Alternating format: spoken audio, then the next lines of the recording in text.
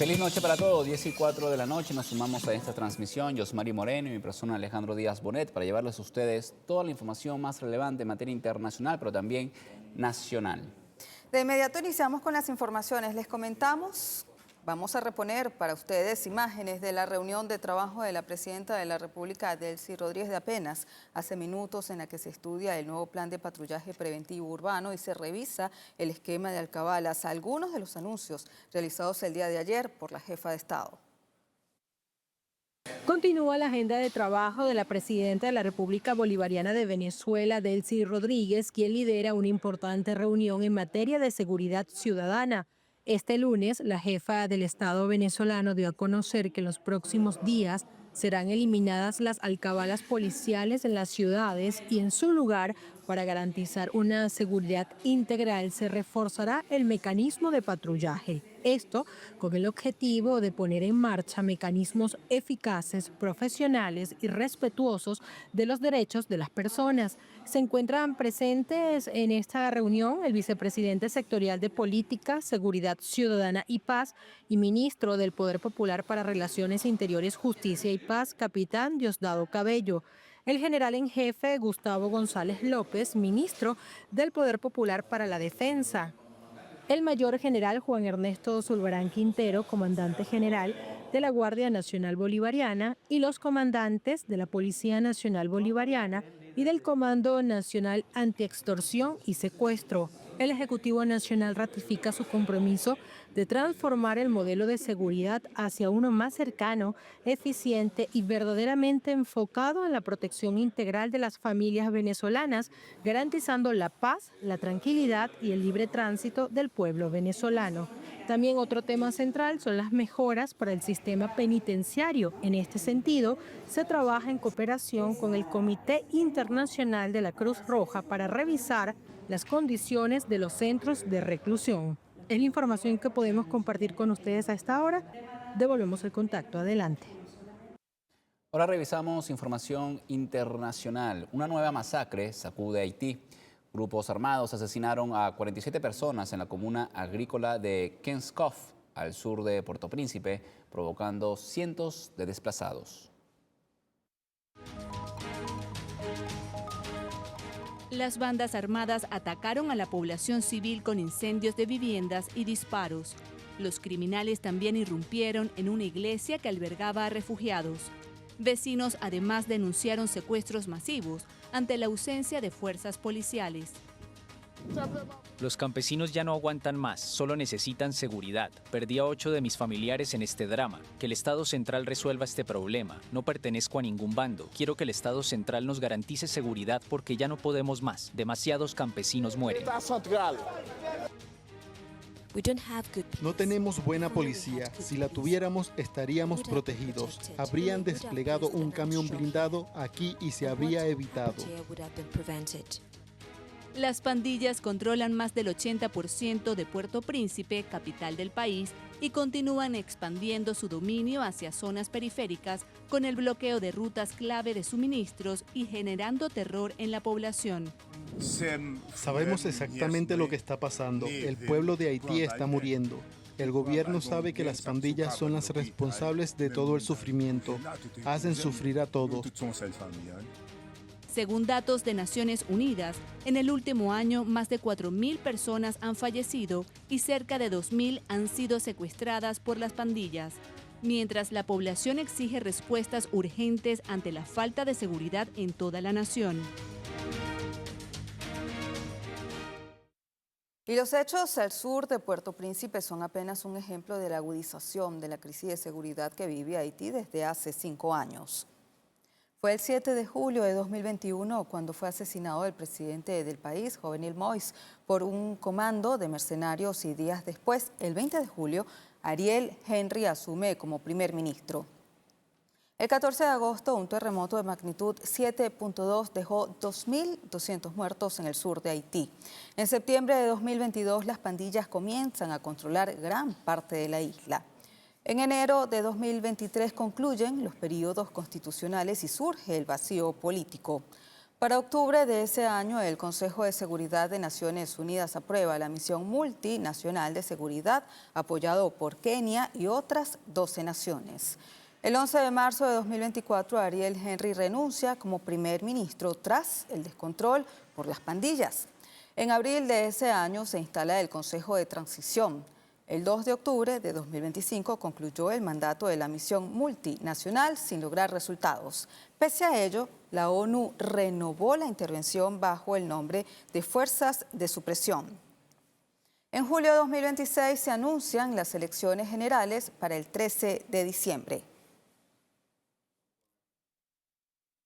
Y hay un golpe al crimen organizado en México. Las fuerzas federales desarticularon una célula del cartel de Jalisco, Nueva Generación, luego de realizar 36 cateos simultáneos en 3 estados.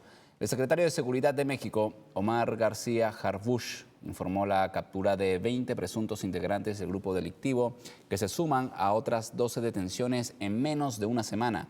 En el despliegue simultáneo en los estados de Hidalgo, Jalisco y Michoacán, incautaron armas de alto poder, vehículos de lujo, drones y hasta felinos exóticos como tigres y panteras. Todos los detenidos quedaron a disposición de la Fiscalía General.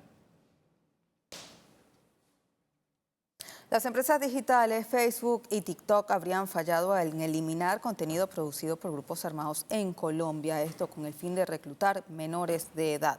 De acuerdo con organizaciones de derechos humanos, estas plataformas sociales fallan en la detección y eliminación de este tipo de material. La pesquisa de estas ONG señala que estas redes digitales en los últimos años han contribuido al aumento del reclutamiento infantil para grupos del crimen organizado y que solo en la nación suramericana se han reclutado unos 1.500 menores de edad en 2021 con estas publicaciones digitales.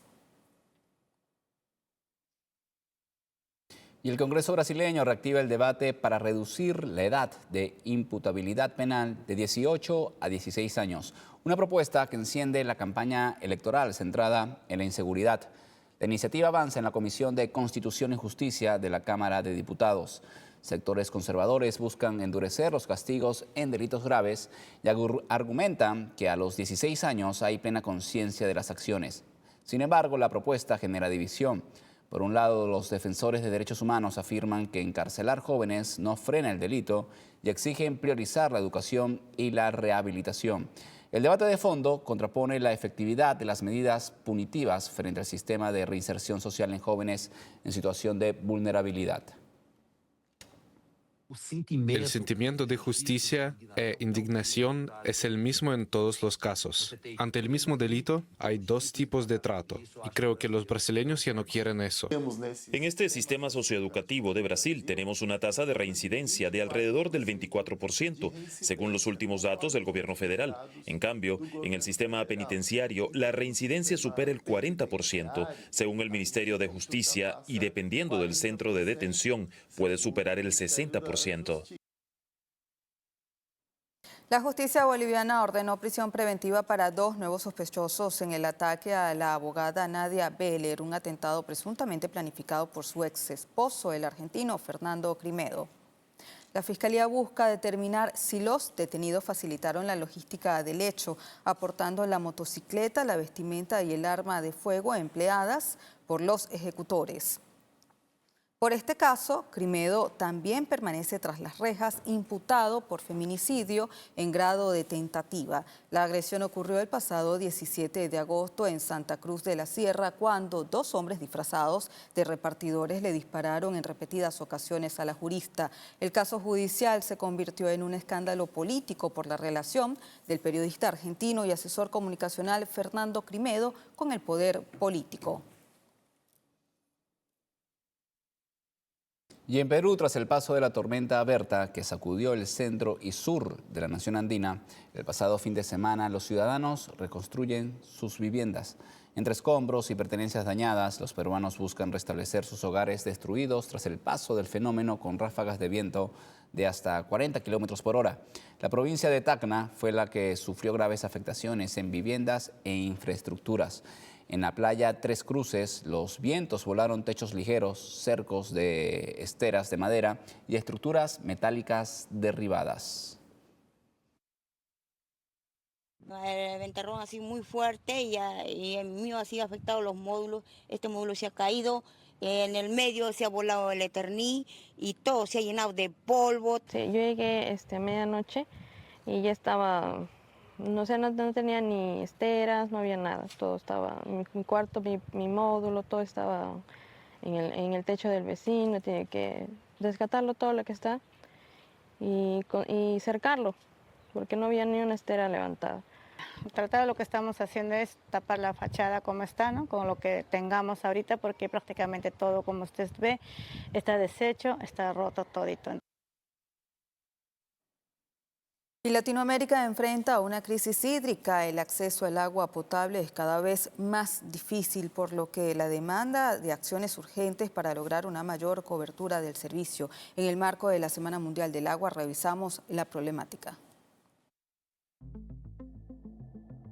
Si bien la región concentra una de las mayores reservas de agua dulce en el mundo, más de 166 millones de sus habitantes carecen del vital líquido. Según informes de la Comisión Económica para América Latina y el Caribe, CEPAL, y organismos internacionales como el Banco Mundial, millones de personas en América Latina y el Caribe aún no cuentan con un servicio de agua potable de forma segura. La realidad de América Latina es una realidad de desigualdad. Aunque nosotros concentramos cerca de 30% del agua de todo el planeta, más de 160 millones de personas no tienen acceso a asegurar una agua potable. Isso é uma crise de equidade e isso afecta principalmente a los niños y niñas. Las alternativas como pozos o acueductos comunales crecen cada año. Desde los estados, la falta de inversión en infraestructuras hidráulicas y de distribución es insuficiente. Al tiempo, las empresas proveedoras del vital líquido no cuentan con presupuesto para dar solución al problema. En nuestros países en América Latina, desafortunadamente, no hubo tanta inversión pública de recursos para fortalecer el acceso a agua, pero principalmente al saneamiento. Pero más recién, yo diría que la degradación ambiental y el cambio climático está afectando aún más esa realidad porque afecta las fuentes de agua. Según informe del Banco Interamericano de Desarrollo, destaca que más de 400 millones de personas en la región no cuentan con servicios básicos de saneamiento gestionados de forma segura y menos de la mitad de aguas residuales reciben tratamiento. 10:16 de la noche nos corresponde realizar la primera pausa, pero antes les damos unas recomendaciones para que se mantenga informado las 24 horas del día. Nos puedes encontrar en Instagram, YouTube, TikTok, Dailymotion y Facebook como BTV Canal 8. Ahí puedes ampliar estas y otras informaciones. No se aparte, que de inmediato regresamos.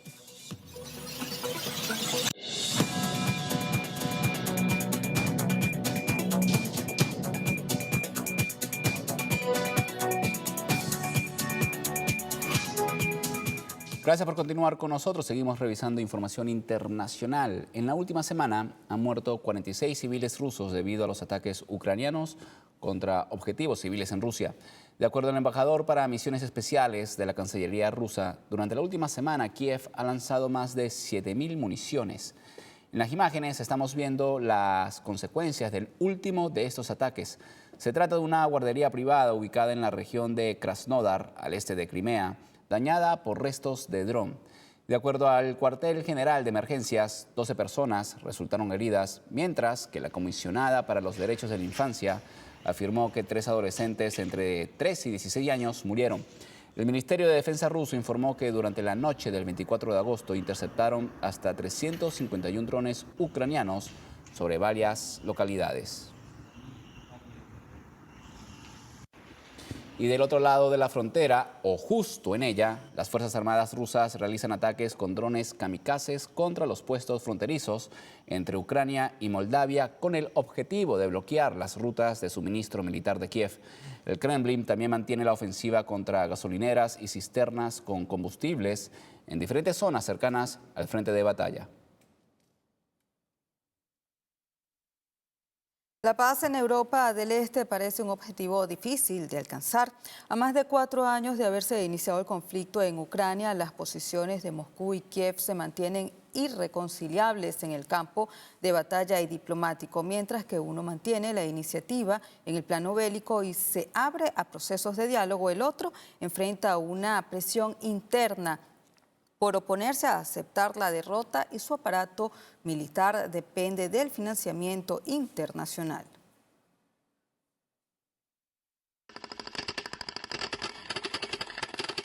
La guerra entre Rusia y Ucrania se recrudece en medio de posturas divergentes. Los ataques entre Ucrania y Rusia dejaron al menos 16 muertos este domingo en una ofensiva cruzada con drones y misiles.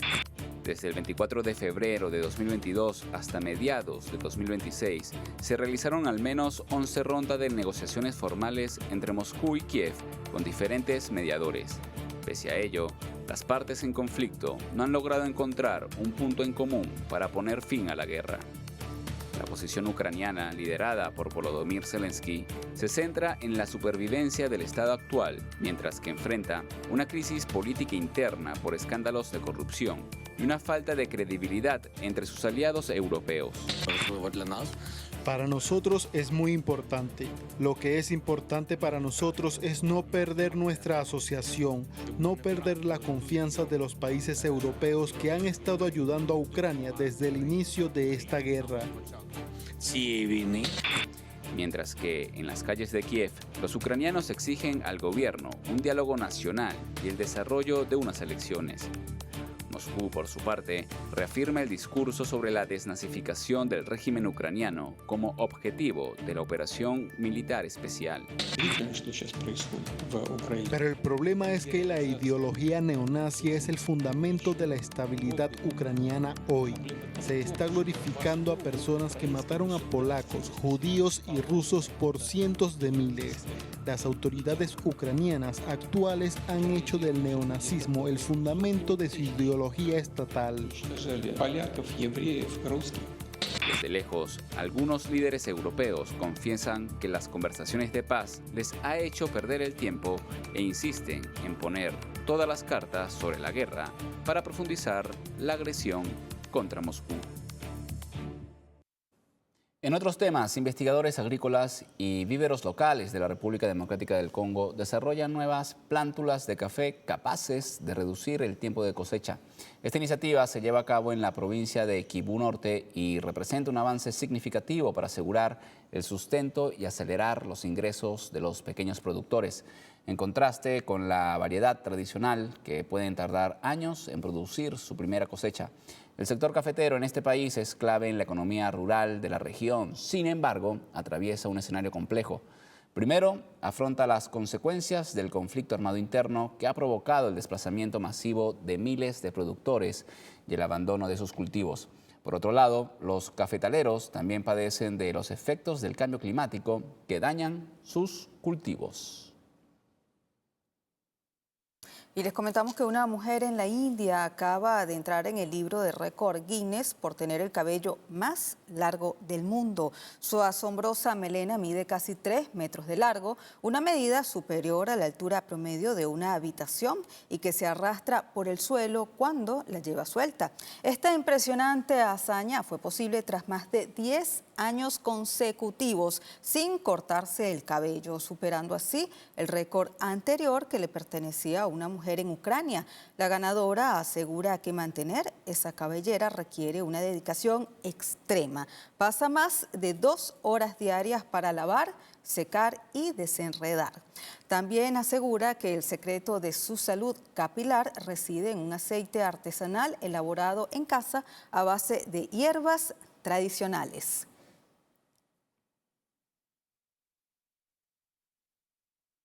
Creo que muchas mujeres van a querer conocer el ingrediente secreto de esa esencia. Los tips. Los tips. 10 y 27 minutos de la noche. Nos corresponde realizar una nueva pausa. No se aparten, ya regresamos con más información.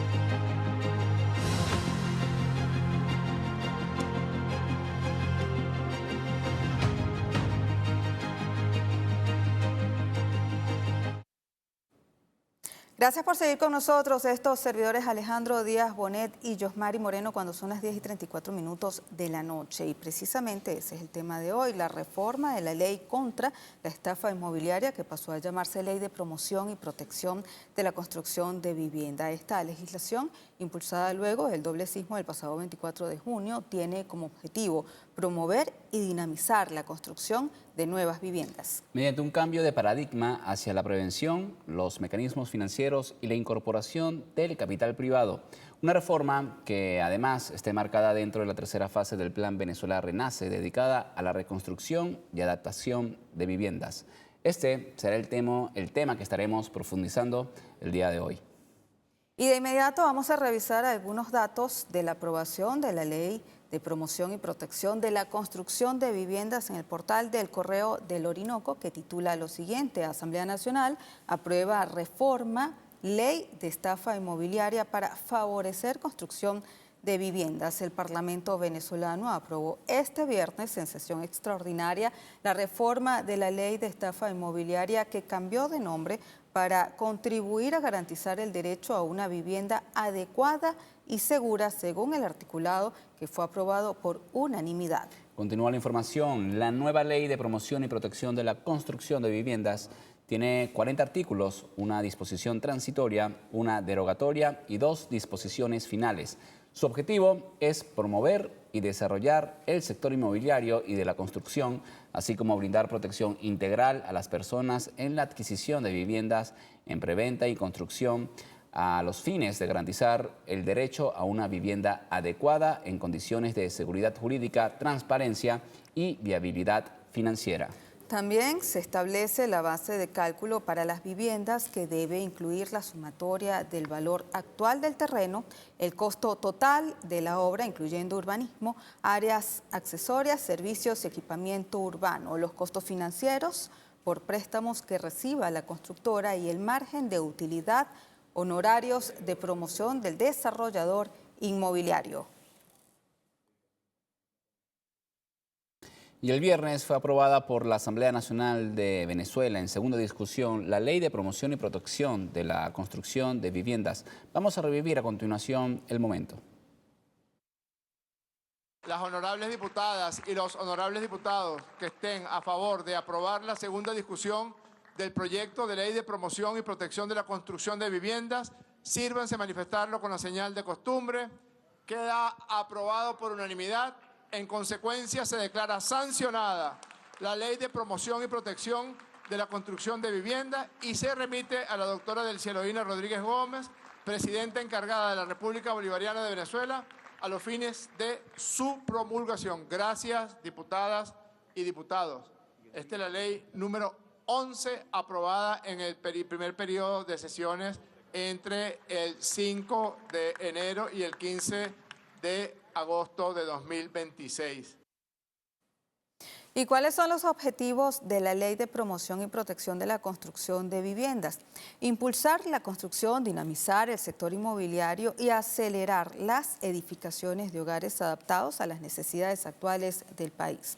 También cambiar el enfoque regulatorio, pasar de un modelo centrado únicamente en la sanción penal del delito de estafa a un esquema basado en la prevención, la supervisión técnica y las garantías administrativas. También proteger a los compradores, proteger los derechos de las familias que adquieren viviendas en preventa o en procesos de construcción, facilitando un acceso más rápido y seguro al inmueble.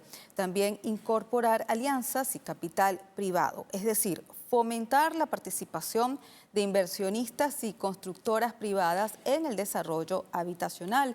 También establecer mecanismos financieros y de control, crear herramientas como el uso de fideicomisos, exigir cronogramas claros de obra y poner en marcha un registro único para promotoras y constructoras bajo la supervisión del Ministerio para Hábitat y Vivienda. Y la presidenta Delcy Rodríguez agradeció a la Asamblea Nacional por la aprobación de la reforma de ley contra la estafa inmobiliaria, instrumento que permitirá el acceso a inversionistas para la construcción de viviendas en Venezuela. No quiero perder la oportunidad también para agradecer a la Asamblea Nacional, a los diputados y las diputadas que hoy aprobaron la reforma de la ley contra la estafa inmobiliaria. ¿Qué va a permitir esta ley? Que vengan más flujos de capital, más inversiones para construir más viviendas. Pasamos a una ley que amplía toda la dimensión positiva, promotora, de cómo invertir más para tener más vivienda. Y así podamos nosotros atender, bueno, las víctimas que se generaron y resultaron del duplete sísmico del pasado 24 de junio y también las necesidades de vivienda que tiene nuestra población. Así que gracias, diputados y diputadas, doctor Jorge Rodríguez, y seguir avanzando. La unión nacional permite que tengamos objetivos comunes estratégicos y nos dediquemos a ellos. Y en orden cronológico llegamos a lo que fue el día de hoy, donde la mandataria nacional firmó la recién aprobada Ley de Promoción y Protección de la Construcción de Viviendas. Esto en el contexto de la atención integral a las familias afectadas por los 2 sismos del 24 de junio. Esta ley va a buscar promover, construir más vivienda, quitar cualquier tipo de traba, de limitación, de dificultad, de complejidad, y que nosotros podamos garantizar mayor disponibilidad de vivienda para el acceso de las personas del pueblo venezolano. Así que aprovecho para sancionarla. Estoy firmando en este momento la ley. Agradezco a la Asamblea Nacional por este esfuerzo. Esta ley también permitirá mayores flujos de inversión privada para la construcción de vivienda, al esfuerzo que está haciendo el Estado, como dijo el presidente de la Asamblea, de construir nuevas viviendas, de habilitar viviendas que fueron afectadas, que están en el semáforo, en amarillo o en rojo. Ya hemos hecho más de 61.000 inspecciones. De esos, 11.000 viviendas están en semáforo rojo. Y estamos haciendo nuevamente inspección de esas rojas porque tenemos que tener mucha seguridad de cuáles viviendas se pueden realmente recuperar en base a nuevos protocolos que, bueno, nos hagan más eficientes y nos protejan más frente a los sismos. 11 leyes sancionadas por la Asamblea Nacional desde enero de 2026 hasta la fecha, toda con la intención de agilizar la atención al pueblo venezolano, y ahora nos corresponde hablar justamente sobre la Ley de Protección, de Promoción y Protección de la Construcción de Viviendas. No se aparte, nos corresponde hacer una breve pausa. Al regreso tenemos más información sobre esta ley que sanciona la Asamblea Nacional de Venezuela.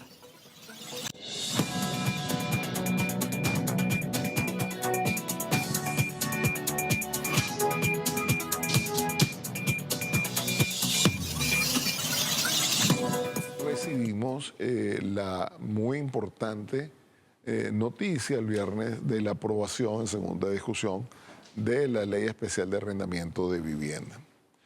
Estamos esperando la Gaceta Oficial que se ha emitido por el Ejecutivo Nacional, pero observamos pues que las propuestas de la Cámara fueron escuchadas en su gran mayoría y están contempladas en este órgano legislativo. Sin duda alguna es absolutamente perfectible como todas las leyes, como todas las cosas humanas, pero estamos convencidos de que hemos dado un paso importantísimo en equilibrar los derechos y deberes de los arrendadores y los arrendatarios, cosa que debe traducirse en mayor confianza y más inmuebles para alquiler. Gracias por seguir con nosotros. Seguimos revisando el tema de interés para esta transmisión. ¿Cuáles son los ejes centrales de la Ley de Promoción y Protección de la Construcción de Viviendas?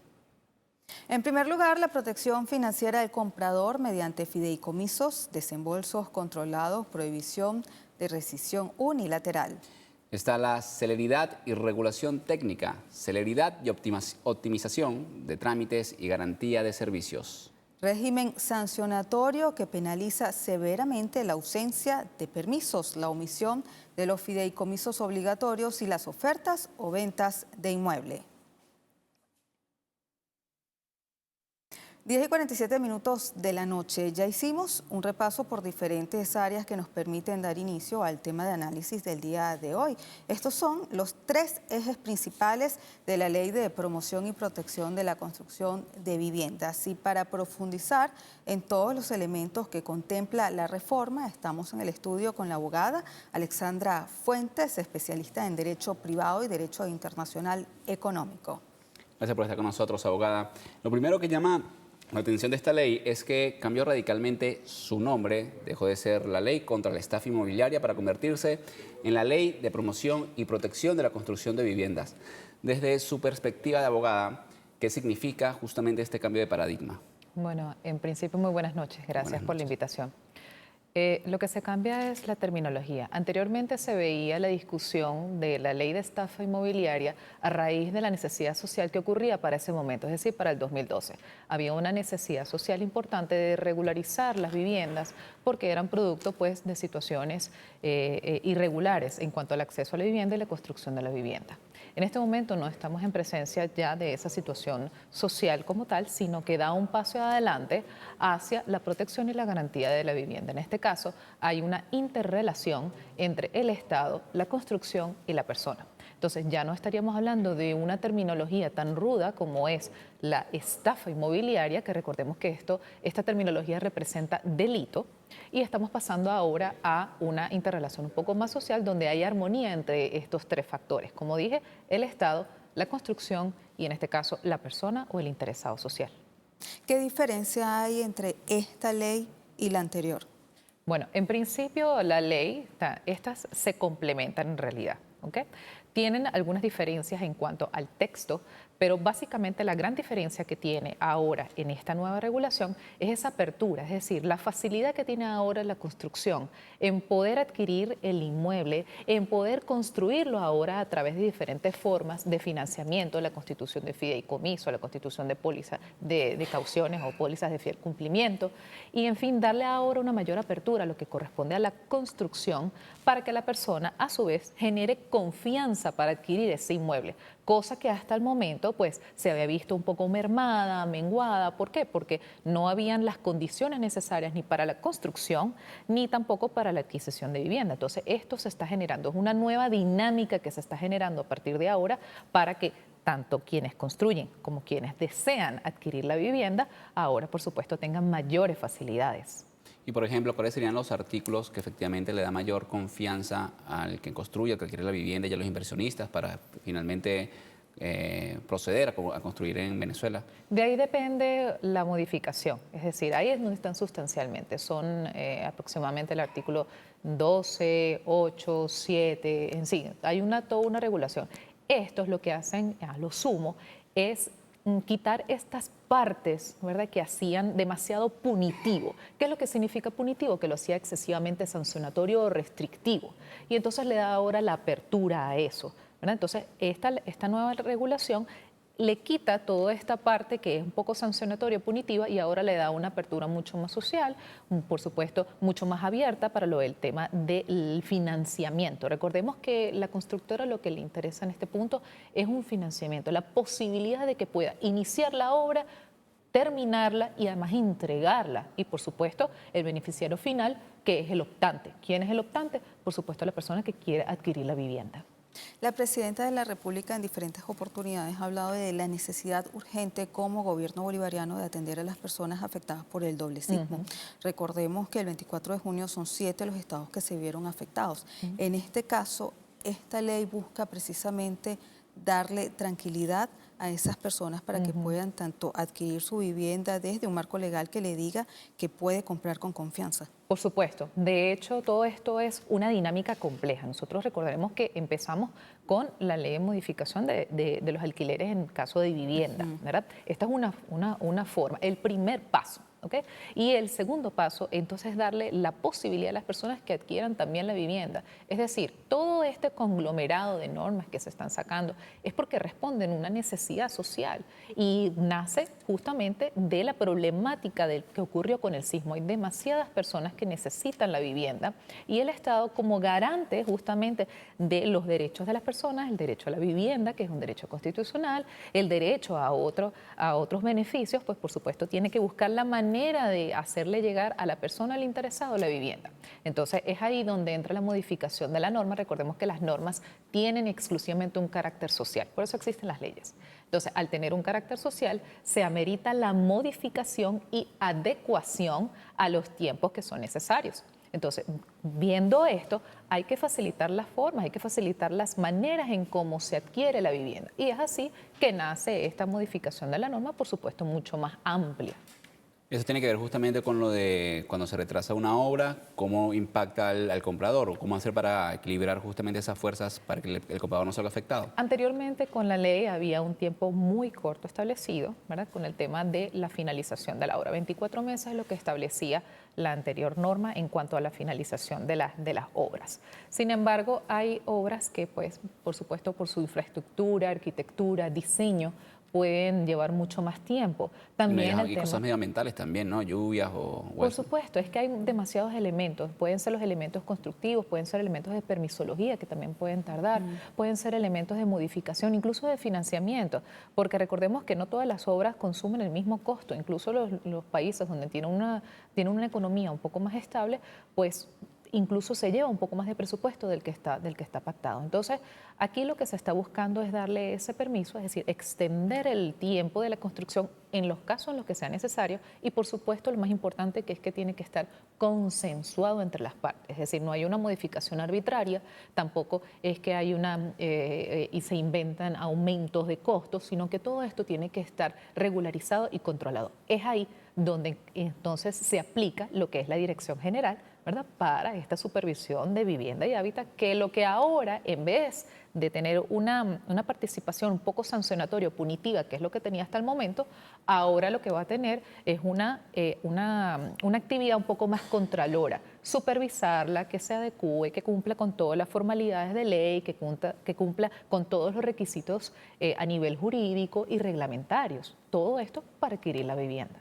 Y en ese caso está incluido también el tema de la preventa, porque, por ejemplo, si se adquiere una vivienda a través de una preventa, también ahora se puede solicitar información de cómo el método de pago ya se ha ido consumiendo, por decirlo de alguna forma, y si necesitan hacer algún incremento, tener la justificación en números según un balance general, por decirlo así, de los gastos que se han realizado hasta el momento. Excelente lo que estás comentando. Fíjate una cosa, esta ley, ¿verdad?, a diferencia del arrendamiento de vivienda, ¿verdad?, son dos puntos. El antes, que es la construcción, y el post, que es el tema del alquiler de vivienda. Entonces, esta ley tiene esa naturaleza que entra en la parte de venta, es decir, cómo adquiero la vivienda desde el momento de la construcción.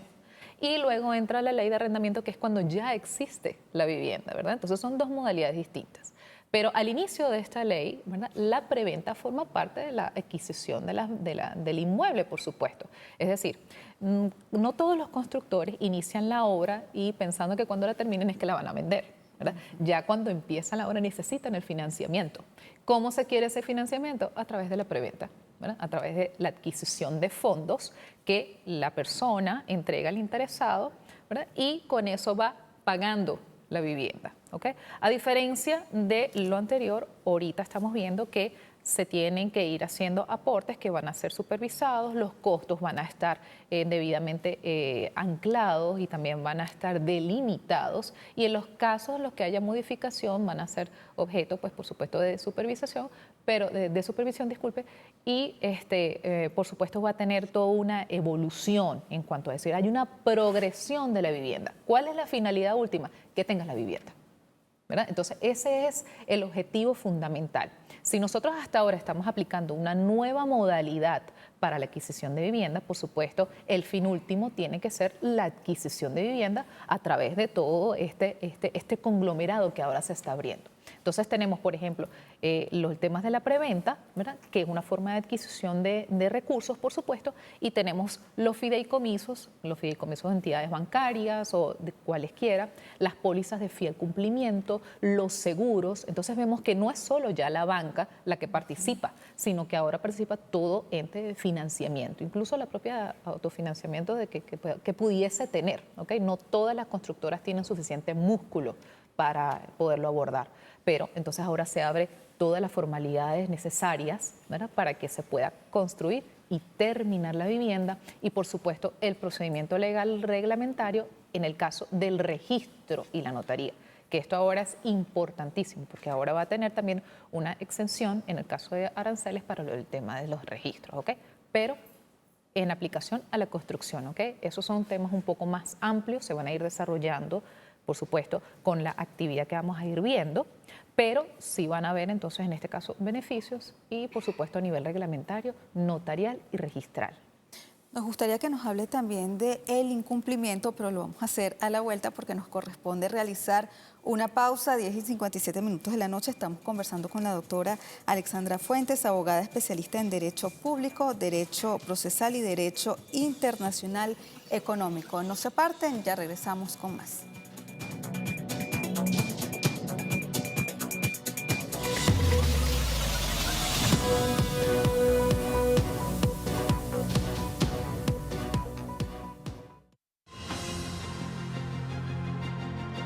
La Asamblea Nacional de Venezuela sancionó por unanimidad la segunda discusión de la reforma de ley contra la estafa inmobiliaria el pasado viernes 21 de agosto de 2026. Con esta aprobación, el instrumento legal fue oficialmente renombrado como Ley de Promoción y Protección de la Construcción de Viviendas. Sus ejes centrales son la protección financiera al comprador, la celeridad y regulación técnica y cambios en el régimen sancionatorio. En el área financiera, se prevé la creación de fideicomisos, desembolsos controlados, mecanismo de indexación y prohibición de rescisión unilateral. Lo primero es saber que se establece la obligación de constituir un fideicomiso inmobiliario para resguardar los aportes de las familias durante las fases de preventa. Por desembolsos controlados, se entiende que el dinero recaudado solo se liberará conforme a las certificaciones del avance real de la obra. La tercera previsión, en caso de retrasos imputables a la constructora, establece que la misma deberá indemnizar al comprador aplicando la indexación oficial del Banco Central de Venezuela para mantener el valor del dinero invertido.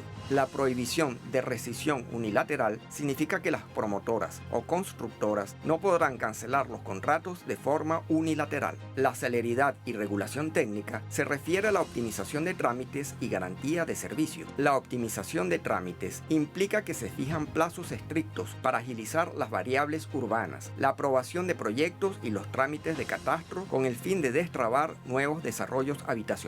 Como garantía de servicios, se exigirá el cumplimiento riguroso de requisitos técnicos y de servicios públicos esenciales antes del inicio de la obra. En cuanto al régimen sancionatorio, la normativa penaliza severamente la ausencia de permisos, la omisión de los fideicomisos obligatorios y las ofertas o ventas de inmuebles que no cuenten con la debida cédula de habitabilidad. Las multas aplicadas por faltas leves, graves y muy graves estarán calculadas con base en la divisa de mayor valor publicada por el BCB. Los cambios en la legislación que rige esta materia permitirán un mayor flujo de capitales y estimularán las inversiones en el sector de la construcción, sin que ello signifique en ningún momento disminuir la protección y los derechos de las personas que habitarán en esas viviendas.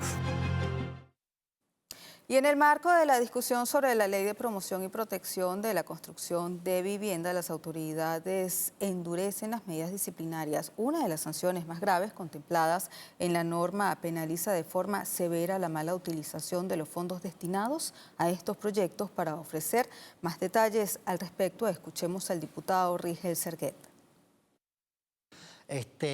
Catalogamos 3 tipos de sanciones, de las menos graves a las más graves. La más grave tiene que ver precisamente cuando se utiliza este fondo a través de un fideicomiso para otros fines, porque ciertamente pasó. Nosotros tenemos, de la Asamblea Nacional, llegamos a recibir personas que denunciaban estafa inmobiliaria y nos demostraba, por ejemplo, alguna inmobiliaria que recibió crédito hipotecario tras crédito, tras crédito, tras crédito, y al final no culminó el inmueble, la vivienda, el urbanismo, dependiendo de de la magnitud de la obra. Y bueno, no lo utilizaron en el país, se lo llevaron, ¿no? Este fideicomiso garantiza que eso no suceda, ¿no? Y el régimen sancionatorio también. Pero incluso más allá de las sanciones, lo que busca la ley es poder culminar la obra, que se lleven en un tiempo prudencial. Antes también se establecía, por ejemplo, que se tenía, si la inmobiliaria decía que iba a culminar la vivienda en 6 meses, eran 6 meses. Y si se tardaba un día más, bueno, entraba en el régimen sancionatorio. Bien, seguimos con la abogada Alexandra Fuentes, especialista en Derecho Privado y Derecho Internacional Económico, para analizar en profundidad la recién sancionada Ley de Promoción y Protección de la Construcción de Viviendas. Doctora, antes de ir a la pausa hablábamos precisamente del tema que se fortalece con este comentario que hace el diputado Rigel, y son las sanciones. Diferentes sanciones para cada una de las acciones que cometa la constructora en contra de este derecho constitucional que tienen las personas de tener una vivienda digna. En el caso de las preventas o en el caso ya de la vivienda culminada, ¿cuáles son esas sanciones? Bueno, en principio hay sanciones de tipo administrativa. Todas las sanciones a nivel de derecho van escalando, dependiendo de la gravedad. Bien lo dijo el diputado, que hay sanciones más severas unas que otras. Entonces, hay sanciones, por ejemplo, por un incumplimiento leve, un incumplimiento mayor, la desviación de fondos, ¿verdad? Así como la no entrega o inculminación o el incumplimiento de las formalidades legales que tienen al tema de la construcción, sobre todo ahora con las exigencias de sismoresistencia. Es decir, todas estas sanciones van aumentando dependiendo de la gravedad. La ley las va determinando una por una, si son sanciones desde el punto de vista del cumplimiento, de los lapsos de entrega, formalización y todo esto. Ahora, ¿cómo se pueden determinar estas sanciones desde el punto de vista administrativo? Con la imposición de unidades tributarias, ¿verdad? Que, como ya se mencionó, van a estar ancladas a la moneda de mayor valor, por supuesto que se va a usar como referencia, o pueden ser aquellas que pasen a la naturaleza y ya esta vez desde el punto de vista punitivo o una sanción penal.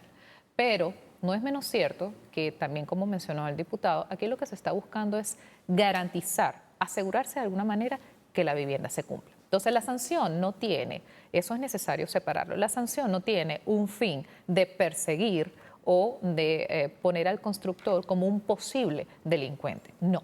La búsqueda y la imposición de las sanciones es simplemente que funja como esa advertencia previa de que en el caso de que no incumplas, te voy a sancionar de esta manera. Entonces vamos viendo también otra de las grandes diferencias que tiene con la ley anterior. Antes perseguía y ahora lo que hace es sancionarte por el incumplimiento. Y si en este momento hay alguna organización, alguna fundación o alguna persona que haya adquirido o se haya incluido para comprar alguna vivienda y no se la entregaron, ni siquiera llegaron a iniciar la construcción, por ejemplo, ¿qué pasa? Bueno, esto ocurre dentro, hay que determinar el tiempo y la terminología en el momento donde ocurrió el hecho, ¿okay? Porque tenemos viviendas de las cuales las personas se vieron afectadas antes de la entrada en vigencia de esta norma, como hay personas que posteriormente veremos qué ocurrirá. ¿Okay? Ahorita hasta el momento estamos hablando de hechos futuros. ¿Okay?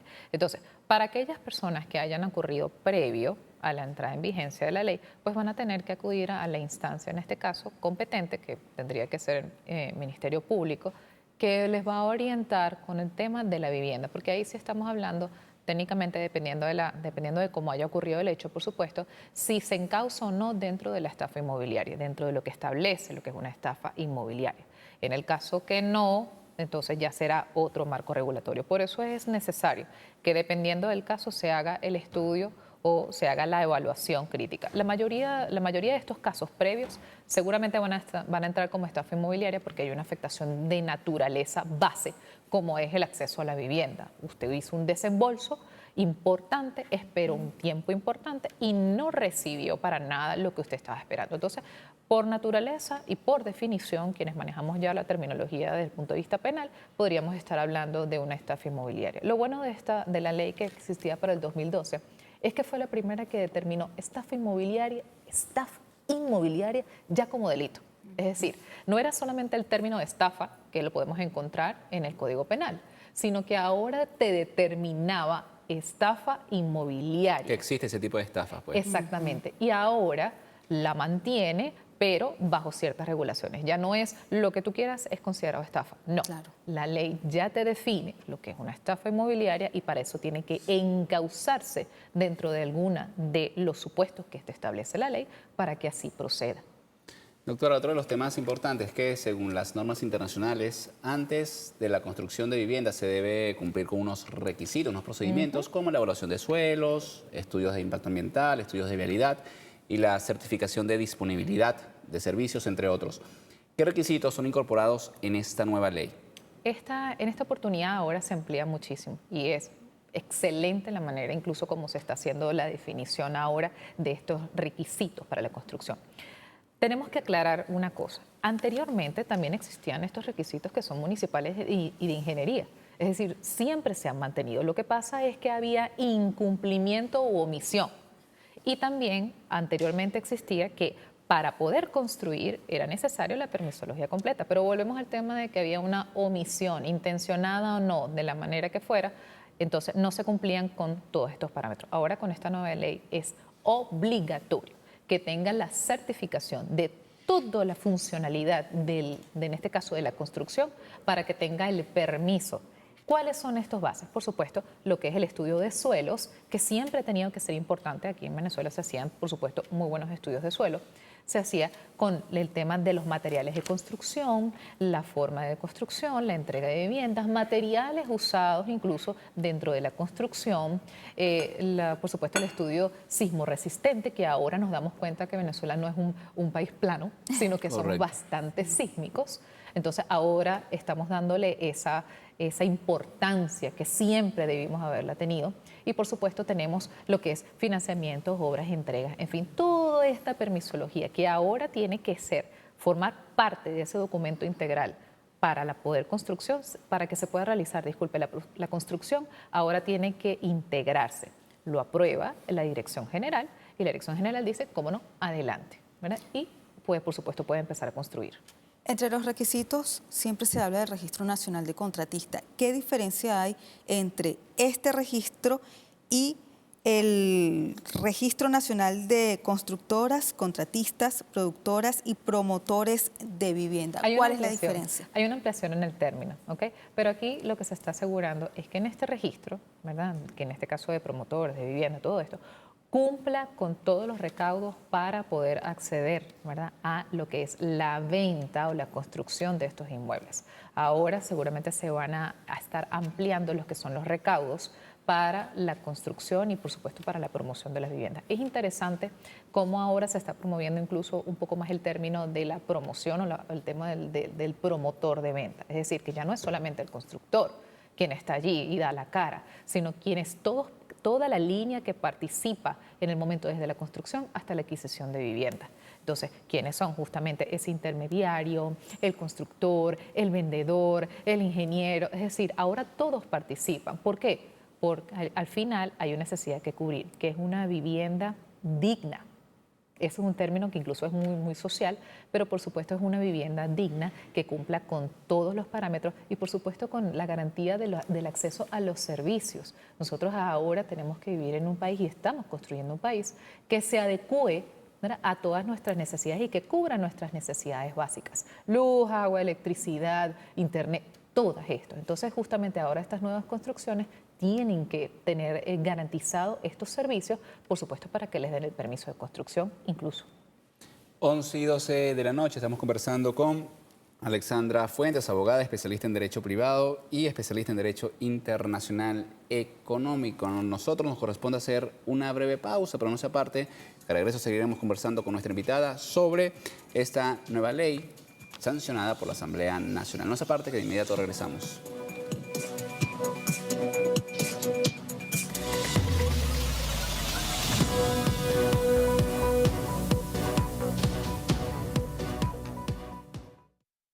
En esta nueva ley se otorga libertad de contratación. O sea, no va a existir un órgano regulador, las partes se van a poner de acuerdo, tanto propietarios como inquilinos, con respecto a la duración del contrato, el pago del canon de arrendamiento, muy importante, porque va a ser acordado por las partes. ¿Qué quiere decir esto desde el sector inmobiliario? Que se va a generar el mercado, el precio de mercado de arrendamiento para vivienda, pues el que va a marcar estos contratos. La Asamblea Nacional sancionó la Ley de Promoción y Protección de la Construcción de Viviendas. La norma prohíbe el cobro de cargos no estipulados en preventas y exige fideicomisos que liberan fondos únicamente según el avance verificado de la obra. Asimismo, establece plazos de 10 a 30 días para trámites municipales, acelerando la edificación de soluciones habitacionales con absoluta transparencia. Aspectos clave de la ley: quedan prohibidos los recargos o aumentos no estipulados en contratos de preventa. El dinero depositado se liberará a la constructora únicamente al certificar avance de obra. Si el proyecto no alcanza la viabilidad técnica o comercial, se reintegra el 100% de la inversión. Y las alcaldías tendrán entre 10 y 30 días continuos como máximo para emitir variables urbanas y permisos. Y seguimos conversando con la abogada Alexandra Fuentes, especialista en Derecho Privado y Derecho Internacional Económico, para analizar en profundidad la recién sancionada Ley de Promoción y Protección de la Construcción de Viviendas. Y ahora queremos preguntarle qué aspectos de la ley, doctora, usted considera, según su análisis, que serían los más valorados por las personas que necesitan, la ciudadanía que necesita una vivienda hoy en Venezuela. En principio, desde el punto de vista de la constructora, ahora se le da esa mayor apertura para poder adquirir, en este caso, bienes económicos para poder realizar la obra. Y en el caso de las personas, pues por supuesto, esta facilidad de financiamiento. Ahorita lo más importante es buscar los medios para adquirir el financiamiento. Entonces, lo más valorado ahorita, por supuesto, y lo que más desean las personas es este acceso a créditos para que puedan adquirir las viviendas. Es la necesidad más fundamental. Y por supuesto, en este caso en las constructoras, que puedan acceder entonces a las facilidades, ¿verdad? A nivel de construcción y de contratación para que puedan ejecutar las viviendas y en este caso la construcción de ellas. Desde enero de 2026, la Asamblea Nacional ha sancionado más de 11 leyes. Esta es la protección de la promoción y protección de la construcción de viviendas, es la última. Hemos visto cambios acelerados, importantes que está llevando el gobierno nacional. Se podría decir con esta ley que el Estado venezolano se está adaptando a un marco legal nuevo en la realidad que corresponde al siglo XXI. Claro, por supuesto. De hecho, nosotros lo estamos viendo. ¿Qué ocurre? El Estado ahora está haciendo una transformación guiada y, por supuesto, orientada a lo que es la respuesta de las necesidades del pueblo venezolano, de la sociedad. Entonces, estas necesidades son justamente servicios básicos, vivienda, educación, ¿verdad? Construcción, ropa, en fin, todas estas cosas. Y el Estado, a través de los representantes, pues por supuesto están atendiendo estas necesidades. La vivienda es una deuda social que teníamos ya muchísimo tiempo que tenía que ser saldada. Entonces, había una gran necesidad de personas que, sobre todo población joven, qué sé yo, de 30, finales de los 20, 30, quienes deseaban una vivienda propia y personal. Es decir, era como el punto más idílico que podía tener una persona. Y hasta ahora no se había podido solucionar eso, no importa como la persona cómo trabajara, estudios, crecimiento profesional, no se había podido atender esa necesidad. Ahora se está buscando no solamente que las personas que fueron afectadas por el terremoto, por el sismo, tengan acceso a la vivienda, sino que las otras personas que no hayan sido afectadas, pero que desean su vivienda, puedan acceder a la vivienda. ¿A través de qué? Justamente de estas nuevas formas de construcción, como el tema de la preventa, porque puede que tengan los medios, ¿verdad?, para empezar a adquirir a través de los aportes, que son estas modalidades en las cuales la persona va colocando, ¿verdad?, unos pequeños aportes, justamente un impulso ahí económico para que la constructora siga haciendo la vivienda, y al final, cuando ya se termina de completar todos los aportes, que eso está en el contrato de preventa, entonces ahí sí se le entrega al final su vivienda. ¿Bajo qué forma? Dependiendo. Muchas viviendas al final se entregan en obra gris, como se entregan ya amobladas, en fin, todo esto. Pero todo esto depende de la contratación que es en la preventa. Entonces no va a ser solamente para los afectados. Sí hay un privilegio para ellos ahorita por la necesidad. Claro. Pero no es limitante, es decir, aquella persona que desee y que tenga la capacidad económica también va a acceder a la vivienda, por supuesto. Doctora, durante su análisis de esta ley, usted resalta el tema social y podremos decir que el parlamentarismo de calle le abrió las puertas también a muchas personas con el conocimiento del tema para poder participar y aportar en la construcción de esta ley. ¿De qué forma de aquí en adelante se puede articular entre los consejos comunales, juntas de condominio y la misión vivienda, el Ministerio de Vivienda para el cumplimiento intacto de la ley? Fíjate que cuando iniciamos la entrevista como tal, te estaba comentando que hay una participación triple aquí, el Estado, la sociedad y la construcción. Por supuesto, estas organizaciones, juntas comunales, condominios, tienen una función en este caso de impulso. ¿Por qué? Porque ellos a través de la organización, la participación popular, ¿verdad?, tienen este acceso a ir hasta la instancia competente, en este caso el Ministerio de Vivienda y Hábitat, diciendo nosotros somos una comunidad de tantas personas, tantas familias, todo el detalle que sea necesario, nosotros quisiéramos acceder a una vivienda. Bueno, entonces hay diferentes formas. El ministerio puede gestionarle diciendo, mira, estamos construyendo aquí, dependiendo, eso se va a ir trabajando, porque puede ser que, por ejemplo, el ministerio empiece a tener un registro total de cuántas son las viviendas que se están construyendo, por ejemplo. Entonces puede decir, mira, estas viviendas son del tipo social, con estas características económicas, nivel socioeconómico, todas estas cosas, como puede ser que estas juntas comunales, quienes tengan un mejor acceso o una mejor posición económica, entonces puedan ir hasta una constructora como tal, que esté debidamente certificada, por supuesto, y digan, nosotros queremos comprar aquí como un condominio X. O sea, van a haber muchísimas formas. Y esa es la participación social, la organización de todas las personas que sean o que necesiten una vivienda y que por supuesto puedan acceder. De igual forma, el particular puede hacer su búsqueda independiente en el caso de la vivienda. Si le gustó alguna vivienda que se está construyendo, él mismo puede acercarse y preguntar cómo son las modalidades y la adquisición. Ante esto es necesario que tanto la constructora, promotora y todos los que están involucrados le den la información completa. Empezando con, esto es una vivienda tipo multifamiliar, todo este tipo de cosas, que se fue construida, ¿verdad?, bajo estos suelos, tiene certificación sismo resistente, todo este tipo de cosas. Toda la vivienda está construida con este metraje, tiene soluciones de tanque de agua, electricidad, de luz, todo este tipo de cosas.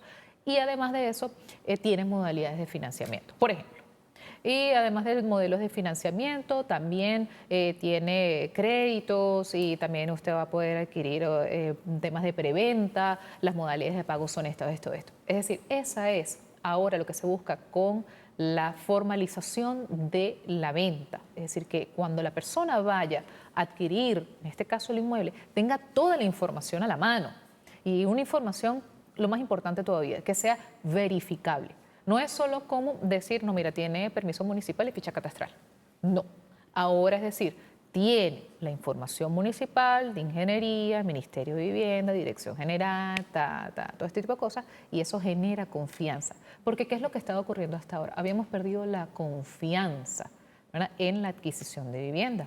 Con esta nueva ley se está buscando generar nuevamente confianza entre los sectores que lo están participando. Pero, por ejemplo, y si una obra se paraliza injustificadamente, ¿qué protección tiene un comprador que ya había depositado su dinero en la obra? ¿Cómo lo cubre esta ley? Bueno, fíjate que una de las regulaciones, incluso en los marcos que estaban mencionando al inicio del programa y durante los cortes, es que hay sanciones ante ellos. Ahí puede haber la restitución de la participación total que haya tenido la persona, es decir, de estos aportes.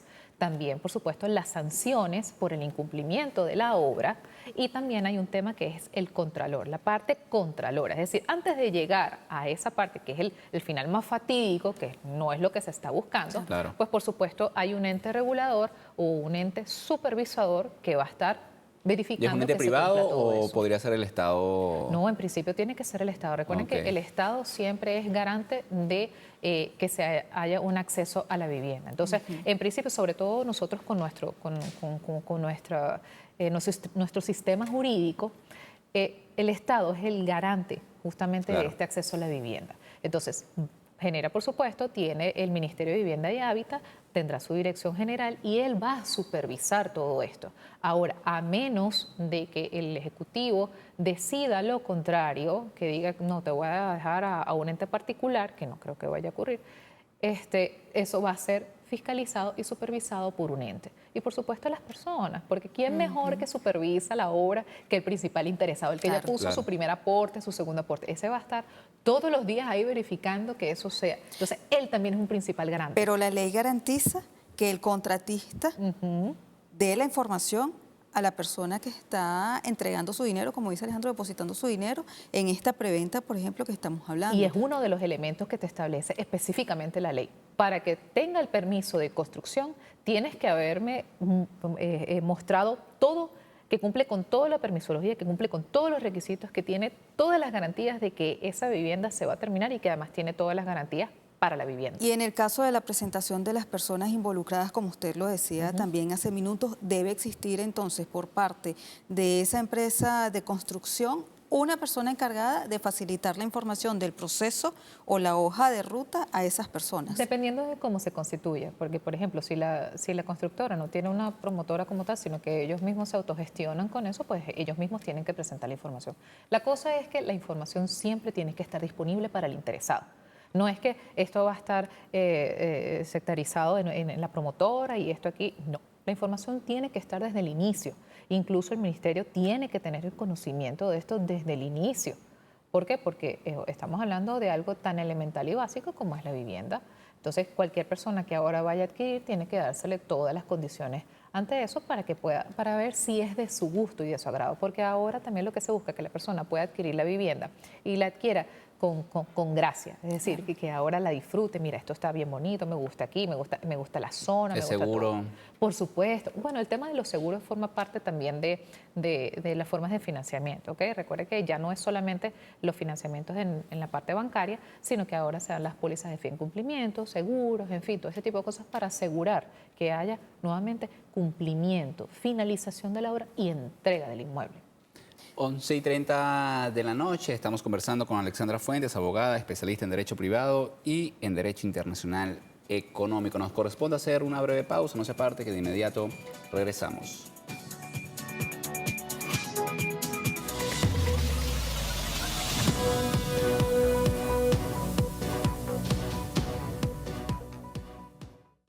Siempre se ha articulado, tiene una mesa de servicio, o como se le haya llamado en esta nueva etapa, en donde se articula, bueno, con distintos entes, como por ejemplo Corpoelec, como por ejemplo el Ministerio para las Aguas, el Ministerio de Ecosocialismo también, que tiene que ver con el tema del impacto ambiental, con las alcaldías, y eso es una ventaja que sea el órgano rector de esta ley. ¿Por qué?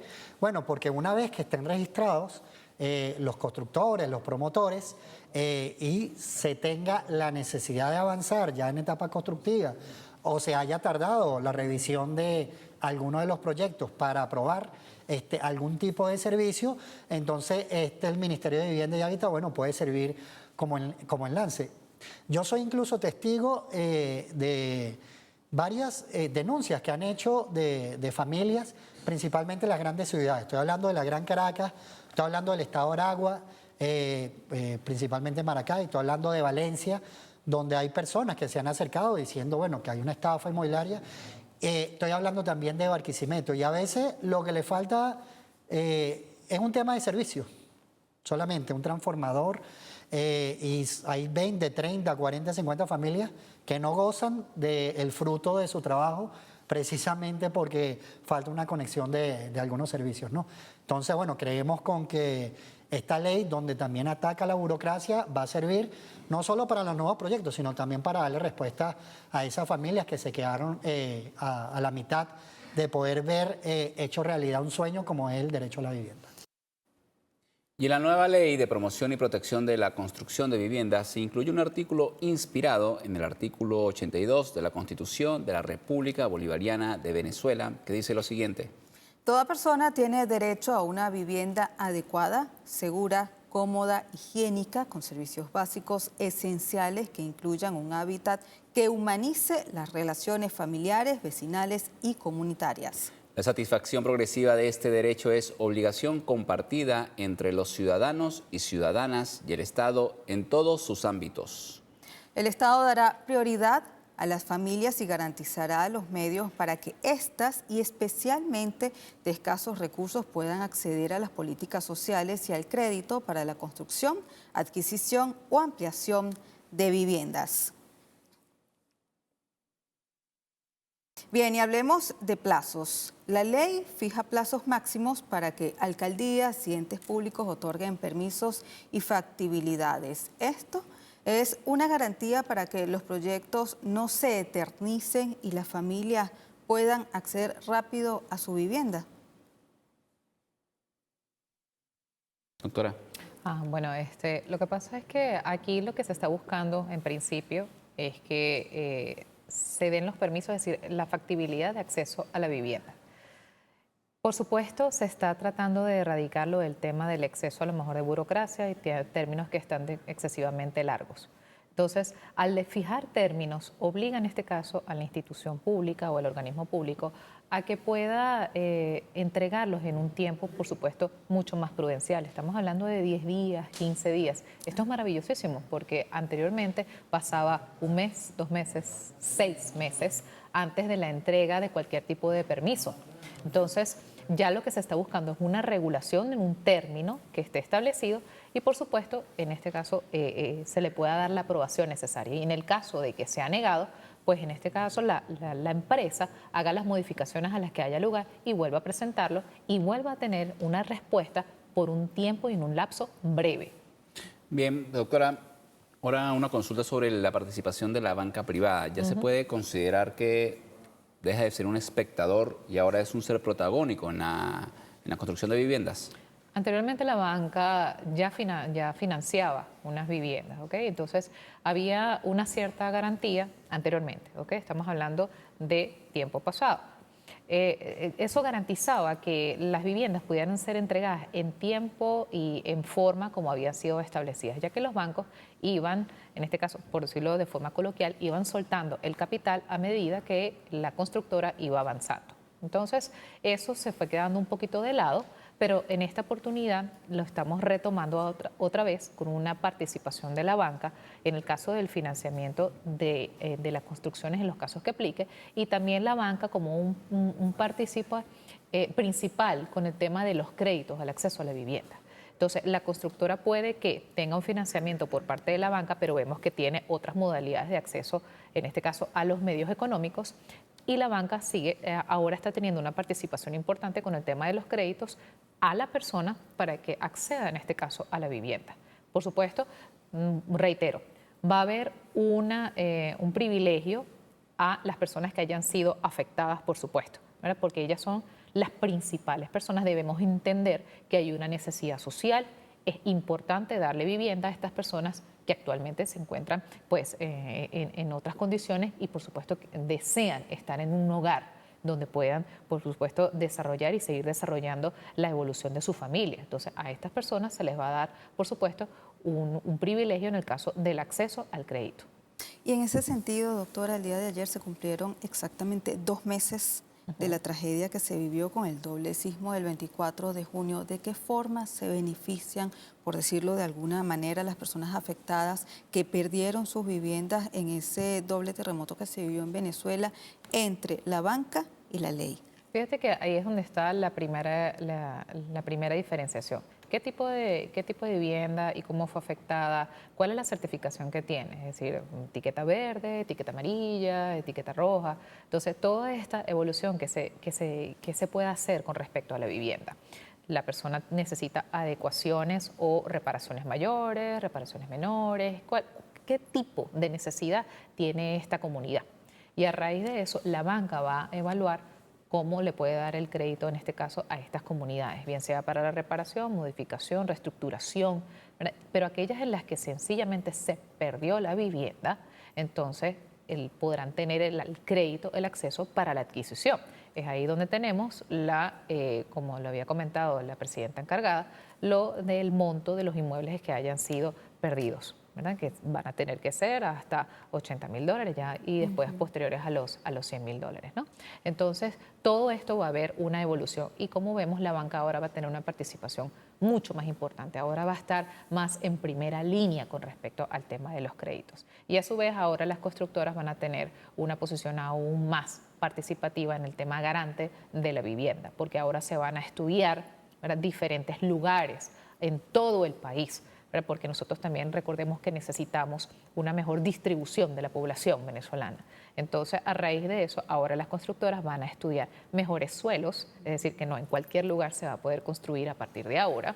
Se van a buscar suelos que realmente tengan una adecuación, ¿verdad?, para la construcción de vivienda y los complejos, en este caso urbanísticos, de apartamentos, mobiliarios, cuales sea, que tengan la estructura necesaria, ahora que tengan un suelo determinado y, por supuesto, la permisología a este caso. Doctora, la ley también, como ya lo mencionabas, exigía la investigación de suelos, la evaluación de suelos, también de impacto ambiental y la capacidad de servicios. ¿Esto se podría leer como más burocracia o realmente son requerimientos necesarios para la calidad de vida de los venezolanos? Eso en realidad forma parte de una obligación. Eso siempre debió haber existido, siempre debió haberse cumplido. Es decir, nosotros, cuando una persona compra a partir de la buena fe y de la ilusión. Es decir, lo que él desea, su vivienda personal. Incluso a veces las personas que es su primera vivienda, con esa ilusión con la que ven su primera vivienda. Entonces, compran a partir de la buena fe. Las personas no podemos verificar a ciencia cierta cómo fue construido, si realmente colocaron la columna donde la colocan, donde el suelo que se coloca, porque nosotros no tenemos, nosotros como persona natural no tenemos, ¿verdad?, esa facilidad para acceder a esta información, pero sí el ente regulador. Entonces es ahí donde está la supervisión. Entonces, lejos de ser una burocracia, es un tema garante, ¿verdad? Y por supuesto, ahora se regulariza porque eso siempre ha estado en todos los países del mundo. Cuando se construye, tiene la permisología necesaria. Venezuela era un poquito atípico en este caso, pero ahora nos estamos encauzando a lo que corresponde viviendas responsables. Doctora, amante de las leyes, ¿qué inspira la ley o cómo se inspiran para esta ley? Esta ley tiene un objeto, ¿verdad? El objeto, toda ley nace a partir de una necesidad social, el objeto. Y por supuesto le da una naturaleza jurídica. Entonces nosotros como abogados, cada vez que se constituye una ley, cada vez que interpretamos una ley, cada vez que la estamos estudiando, lo primero que hay que observar es este objeto de la ley. ¿Hacia dónde se orienta? ¿Qué es lo que está buscando, en este caso, atender esta ley? Y una de ellas, en principio, por supuesto, es el acceso a la vivienda. Pero recordemos que todas las leyes tienen que garantizar aquellos articulados que corresponden a la Constitución. Bien, ya lo leyeron a su momento, que es la vivienda que sea digna, respetuosa, que tengan todas las condiciones necesarias. Entonces, en principio, hay que tener en cuenta que esta ley lo que está buscando es generar mayor confianza, por supuesto, que tengan todas las garantías, en este caso para que la persona que adquiera su vivienda la adquiera en las mejores condiciones. Y por supuesto que haya una solución ante la problemática social, ¿verdad?, que es el acceso a la vivienda. Entonces, por supuesto, en mi opinión particular, esta ley es una evolución justamente hacia una vivienda que cumpla con todos estos recaudos y con todos estos requisitos, por supuesto. Venimos, como ya lo mencionaba Yosmari, hace 2 meses, ayer se cumplió 2 meses del doble sismo que afectó a Venezuela, y en una de las cosas importantes que viene a transformar, a impulsar también la economía del país, tiene que ver el sector construcción. Sí. Incluso se prohibieron las exportaciones de cemento, etcétera, un sinfín de mecanismos para impulsar justamente este sector. ¿Qué mensaje le envía esta ley a este sector, pero ya a largo plazo? No en lo inmediato, sino a largo plazo. Del inmediato, fíjate que es dependiendo, ¿verdad? Porque todo esto es un proceso, ¿okay? Esta ley, como mencioné en los segmentos anteriores, esta ley es el inicio, es decir, desde el punto de inicio, la construcción, ¿okay? Y va a solucionar temas de vivienda, pero también es a largo plazo. ¿Por qué? Porque esta ley no tiene una fecha de caducidad, es decir, estamos iniciándola, pero no tiene fecha de caducidad. ¿En qué momento hay una caducidad? Hasta que salga otra que la derogue, ¿verdad? Pero como no la hay, entonces vamos viendo que estas van a ser las nuevas bases para la construcción de viviendas. Entonces tenemos la parte de la construcción.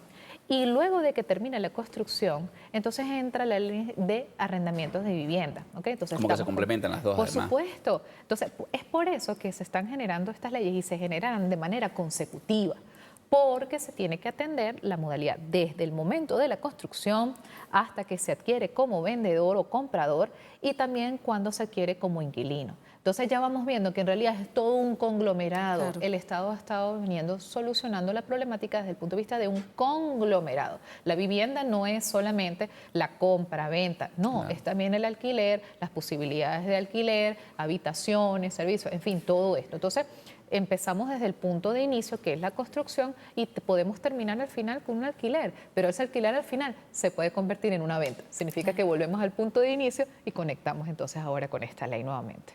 Claro. Doctora, vamos a escuchar en este momento a Rigel Serguet, diputado a la Asamblea Nacional, porque él destaca que la idea es mejorar condiciones para que el sector que construye viviendas para el pueblo. Escuchemos. Entonces esta ley, bueno, busca desde la normativa venezolana, bueno, poder generar ese incentivo y tener mejores condiciones, primero, bueno, para el sector que construye, que incluso es amplio. Se habla de promotores, de constructores, incluso hasta pudiera ser una cooperativa, estamos hablando de grandes constructores, pero también puede ser una empresa chiquita que está comenzando y que, bueno, esta ley también le incentiva a poder generar viviendas para el mercado primario de la población. Doctora, en este sentido me gustaría que también nos hable de la participación de los sindicatos y el pueblo constructor. ¿Qué papel tienen dentro de la ley? Bueno, aquí estamos hablando de la participación popular. Bien lo había consultado en el segmento anterior. Aquí estamos hablando de una organización. Estas organizaciones ahora no van a tener una facultad de ir hasta la instancia competente para formar parte de esta y atender esta necesidad, por supuesto que hay de temas de vivienda. Bien, como te lo dije, lo había mencionado en su momento, es participación popular. Todos estos sectores que estén organizados, que tengan algún tipo de problemática, van a poder ir o acudir a el ente competente o incluso a la empresa privada que esté en este caso ofreciendo el servicio de la construcción para que sea atendido la necesidad allí como tal.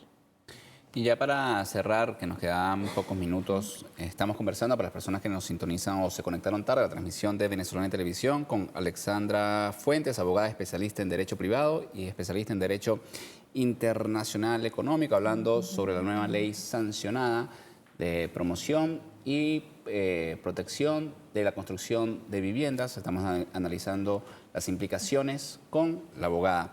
Ya para finalizar, ¿cómo evalúa usted la gestión que se ha hecho desde la Asamblea Nacional con la legislación? No solo esta, también mencionamos que esta sería la 11ª ley que sancionan desde enero. Lo explicabas antes, es un conglomerado de distintas leyes para la atención en distintas fases al pueblo venezolano. ¿Cuál sería su evaluación en este periodo de cómo ha sancionado la Asamblea Nacional? ¿Qué es lo que está haciendo la Asamblea Nacional? Está tomando las principales problemáticas que hemos venido arrastrando durante años y las está atendiendo de inmediato, de la forma más rápida posible. ¿A través de qué? En principio de la modificación de las normas a las que haya lugar. Reitero, nosotros al ser un país en el cual estamos, nuestro sistema jurídico es a partir de la regulación de las leyes, de la aplicación de las normas. Entonces estamos haciendo todo el saneamiento, todas las correcciones que hayan lugar. Es decir, aquel articulado que ya no tiene o que ya no cumple una función aplicable a la realidad venezolana, entonces está siendo modificado. Por supuesto, lo que hizo aquí el terremoto no fue más que agilizarlo, ¿verdad? Promover aún más rápido las modificaciones a las que haya lugar. Entonces, vemos cómo el tema de la vivienda salió a flote y por supuesto debió haberse atendido. El tema de los servicios salió a flote y de una vez fue atendido. Entonces lo que está haciendo es justamente la Asamblea Nacional atajar esta problemática, modificar la regulación a la que sea afectada y que tenga que ser modificada y luego venir con la aplicación. Entonces esto es todo un sistema, ¿verdad?, de modificación, adecuación y por supuesto actualización. ¿Verdad? La norma, recordemos que tiene un fin social y por supuesto tiene que ser actualizada. ¿Por qué? Porque las realidades cambian, sobre todo en la dinámica venezolana. Entonces nosotros somos excesivamente dinámicos, lo que es hoy en 3 meses, 6 meses varía, por lo que la norma tiene que estarse adecuando constantemente. Y esta norma tiene la suficiente amplitud en su término, en todo lo que es su disposición, para que pueda ser modificable en el tiempo, adecuada, sin tener que modificar el texto. Porque al estar justamente darle la posibilidad a una empresa que busque sus medios de financiamiento o que busque sus medios de construcción, entonces le da la amplitud de buscar la manera, de idearse la manera. Y no significa que estás modificando el texto legal. A su vez, las personas ahora van a tener métodos de financiamiento, búsqueda de financiamiento, facilidades. Eso se está abriendo esa posibilidad sin modificar el texto. Significa que es una ley que es bastante flexible y que por supuesto se le está dando amplia amplitud a todo. Es la modificación y es la actualización que estábamos esperando nosotros como venezolanos. Muchísimas gracias a Alexandra Fuentes, abogada, especialista en Derecho Privado y especialista en Derecho Internacional Económico, por estar con nosotros esta noche y poder profundizar sobre los impactos de esta ley. Gracias por estar con nosotros. Gracias por la invitación. Muchas gracias, doctora. Nos quedamos también con una frase de nuestra invitada el día de hoy, Alejandro. Atención inmediata desde la Asamblea Nacional a las problemáticas del pueblo. Así nos despedimos, Alejandro Díaz Bonet y Yosmari Moreno, junto a Caridad Blanco e Inés Bello, intérprete de lengua de señas venezolana. Nos vamos y nos encontramos de nuevo mañana a las 10 de la noche.